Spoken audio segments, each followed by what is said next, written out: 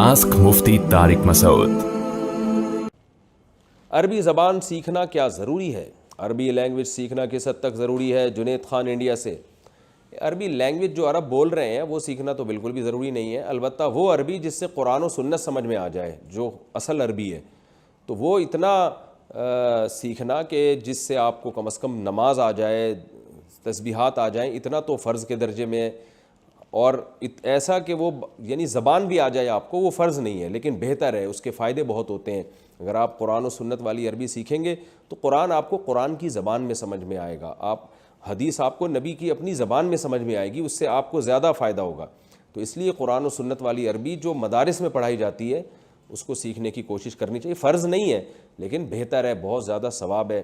میرے بھی کورسز چل رہے ہیں، میرا جو چینل ہے مفتی طارق مسعود اسپیچز پہ، اس پہ جو میرا دوسرا چینل ہے تو اس پہ بھی میرے شارٹ کورسز تفسیر کے لیکچر چل رہے ہیں۔ اس میں بھی ہم نے 8 شروع میں لیکچر عربی گرامر پر ہی ہیں، وہ بھی آپ کو مدد اس سے بھی مل سکتی ہے عربی سیکھنے میں، اس سے آپ کو قرآنک عربی انشاءاللہ سمجھ میں آ جائے گی۔ اور بھی علماء کی اس بارے میں محنتیں ہیں، تو عربی زبان سیکھنے کی کوشش کرنی چاہیے کیونکہ اس سے آپ اسلام کے قریب ہو جائیں گے۔ مسجد کی ٹوپی میں نماز پڑھنا۔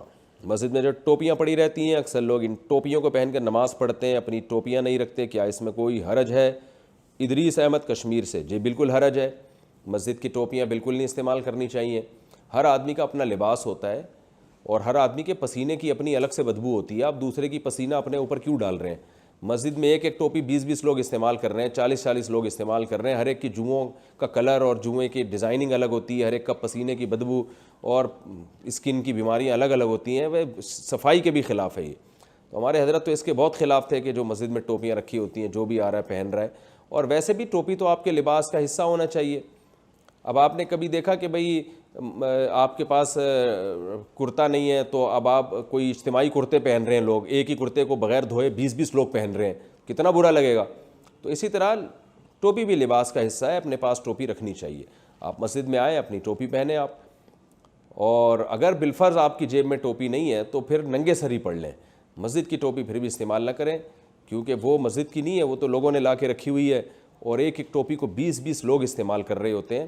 یہ انسان کے مزاج میں اگر نفاست ہو، طہارت ہو، تو اس کے بالکل خلاف ہے۔ آپ دیکھیں ان ٹوپیوں کے کناروں پہ میل بھی جم جاتا ہے، تو ایک آدمی کا میل بھی ہو تو بھی غنیمت ہے، 25 آدمیوں کے مختلف قسم کے میل ہوتے ہیں، ہر ایک کے پسینے کے الگ جراثیم ہوتے ہیں، وہ سارے جراثیم آپ کے سر میں جاتے ہیں۔ یہ بالکل اسلام کا جو مزاج ہے اس کے بالکل خلاف ہے۔ آپ صلی اللہ علیہ وسلم نے کچا پیاز کھا کے مسجد میں آنے سے منع کیا، تو اتنا اسلام طہارت اور نفاست کا حکم دیتا ہے، اسلام یہ کیسے برداشت کرے گا کہ ایک ہی لباس کو 20 لوگ بغیر دھوئے پہنتے چلے جائیں؟ آسک مفتی طارق مسعود۔